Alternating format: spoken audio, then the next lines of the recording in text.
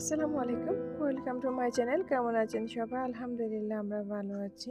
তো আজকে আরেকটি নতুন ব্লগ নিয়ে আপনাদের কাছে হাজির হয়েছি।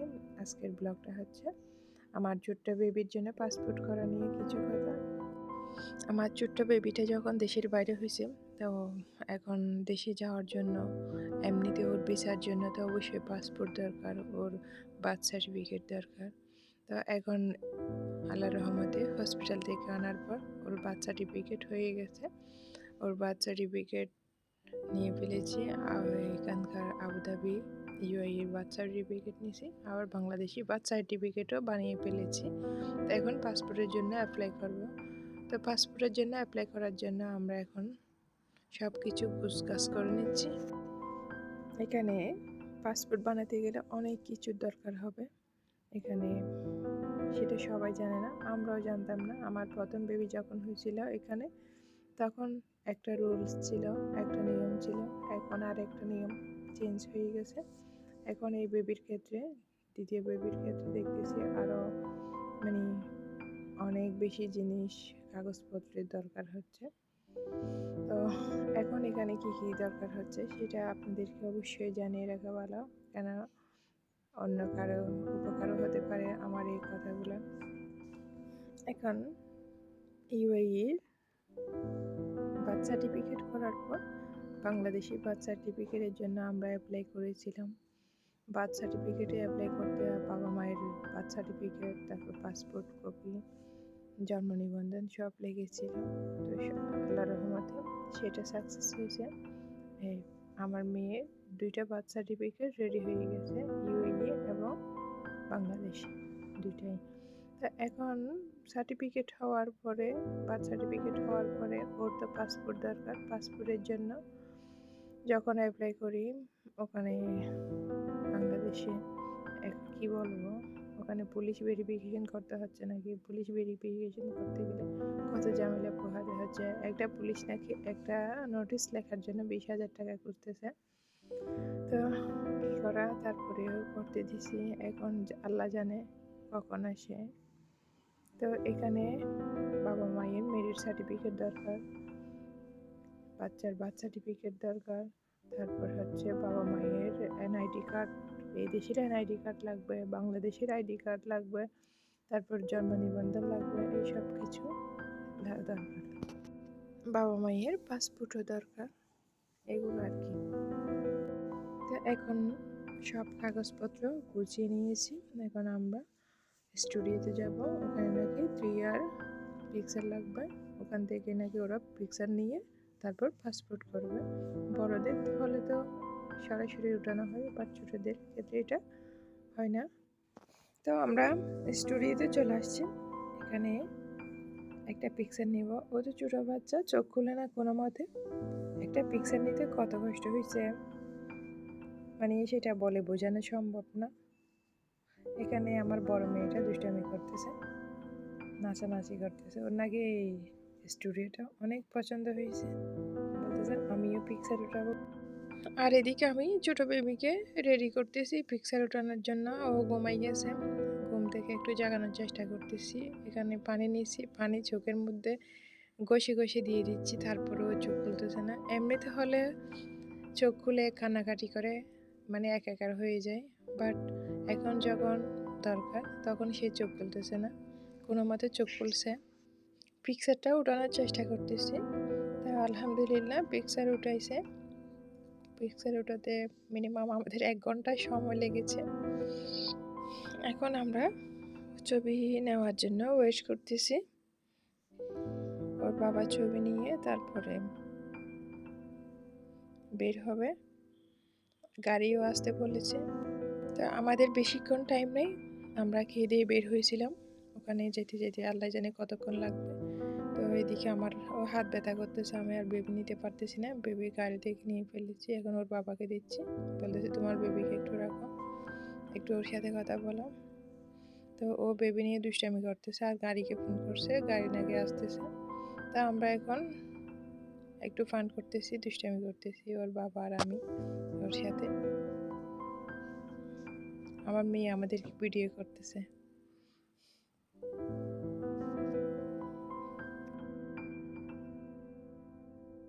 তো এখন আমাদের পিৎজা রেডি হয়ে গেছে, আমরা এখন বের হয়ে যাচ্ছি।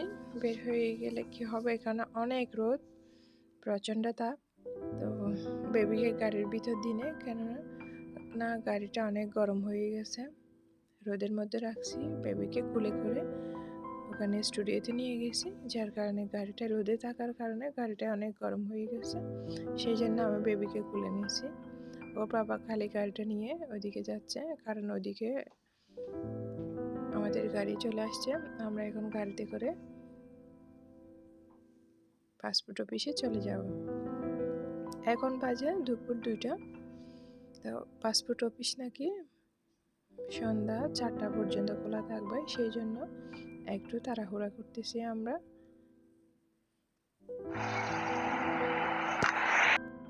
তো এখন গাড়ি চলে আসছে, তাইনের আব্বু গাড়িকে বলতেছে এদিকে সাইড করে আসতে আমরা ওঠার জন্য। এদিকে বুড়িকে আমারও হাত ব্যথা করতেছে, রোদের মধ্যে দাঁড়াইছি একটু করে 5 মিনিট, সেটাতে আমারও মাথা ঘুরতেছে, কেননা এখানে তাপমাত্রা অনেক বেশি। এখানে হচ্ছে 50 ডিগ্রি, যার কারণে এখানে দাঁড়ানো অনেক কষ্ট। তো এখন আমি বেবিকে কুলে নিয়ে নিয়েছি, ওর বাবা গাড়িটা বোটে নিচ্ছে গাড়ির পেছনে রাখার জন্য।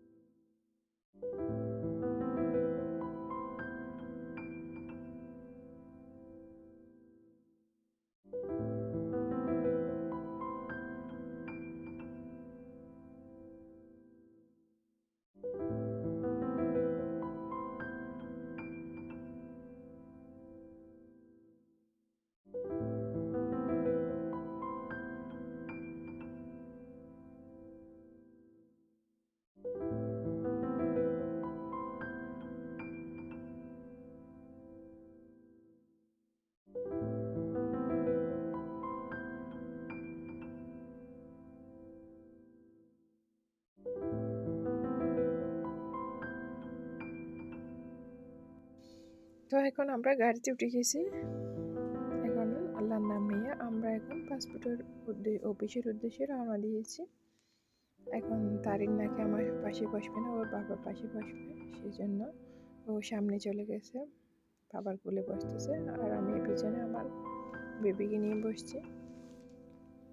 ড্রাইভারকে বলতেছে আর কি একটু তাড়াতাড়ি চালাইতে, যাতে আমরা তাড়াতাড়ি পৌঁছাইতে পারি। এটা হচ্ছে আমাদের বাংলাদেশি একটা ভাই, উনি তারিনের আব্বুর পরিচিত আর কি।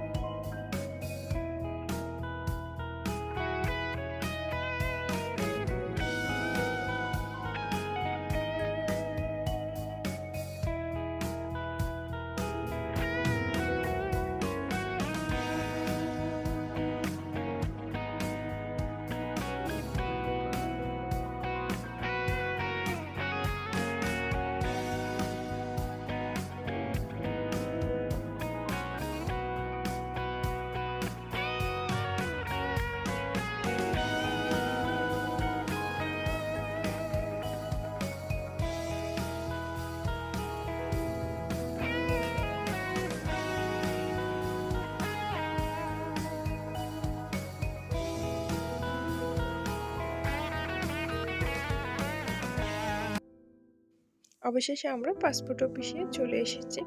তো দেখি কি করা যায়, কাগজপত্র জমা দিলে ওরা কি বলে। সব প্রসেসিং রেডি করে আমরা বাসায় চলে আসবো। তো দেখি আল্লাহ কি আমাদের কপালে রাখছে। এখন কাগজপত্রগুলো জমা দিয়ে যাই। এখন আমরা কাগজপত্র জমা দিয়ে ফেলেছি। এখন আলহামদুলিল্লাহ আল্লাহর রহমতে সব কিছু ঠিকঠাক হয়েছে। এখন আমরা বাসায় চলে যাব, বের হয়ে গেছি। তো আমার বুড়ি ওর বাবাকে ডাকতেছে, ওর বাবা জন্য ওয়েট করতেছে।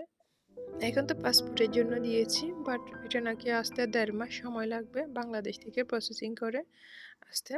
এখানে বাংলাদেশে নাকি পুলিশ ভেরিফিকেশন আরও কি অনেক ঝামেলা আছে, সেগুলো পুহিয়ে তারপরে পাসপোর্ট রেডি হয়ে আসবে। ততদিন পর্যন্ত আমাদের ওয়েট করতে হবে। তো এখন বাসায় চলে যাব আমরা। তো আমাদের আজকের ভিডিওটা আপনাদের কেমন লেগেছে সেটা অবশ্যই কমেন্ট করে জানাবেন। যদি ভালো লাগে অবশ্যই লাইক দিবেন, আমাকে সাপোর্ট করবেন, আমার পাশে থাকবেন। সবাই ভালো থাকবেন, সুস্থ থাকবেন। আমার ছোট্ট বাবুর জন্য দোয়া করবেন। আসসালামু আলাইকুম।